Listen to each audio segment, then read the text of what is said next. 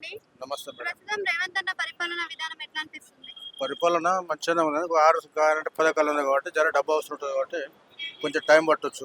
ఆయన 6 గ్యారెంటీలు పెట్టిండు కదా, అందులో ఎన్ని వస్తున్నాయి, మీకు ఎన్ని వస్తున్నాయి? ఇలా విద్యుత్ కరెంటు బిల్లు ఒకటి ఉంది, గ్యాస్ ఒకటి ఉంది, ఇక మరి మహాలక్ష్మి అని ఒకటి ఇస్తట్టు ఉంది. అది ఇంకా రాలే. డబ్బు లేకనే జర బాధపడుతారు అంతే. ఇప్పుడు హైడ్రా అని ఒక కొత్త సిస్టమ్ తీసుకొచ్చారు, ఉపయోగం ఉందంటారా? ఉపయోగం ఉంటుంది కానీ అది కొన్ని కాలేజీలు కూల్చడం అనేది వాళ్ళకు నోటీసులు ఇచ్చిన తర్వాతనే చేస్తే పిల్లల స్టడీకి అనేది ఇబ్బంది అవుతుంది.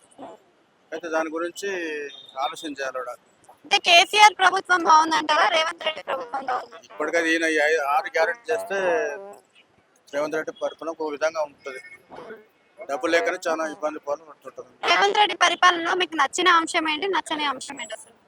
నచ్చిన అంశం అంటే ఇంకేది నచ్చలే. ఇప్పుడు కొన్ని 6 గ్యారెంటీలు అనేది డబ్బు లేక అవే ఎన్నికల హామీలకు ఇచ్చారు అంతే. కానీ గవర్నమెంట్ అనేది కట్టుకుంటే వాళ్ళకి ఇల్లు ఇస్తే అది మంచి పద్ధతి ఉంటుంది.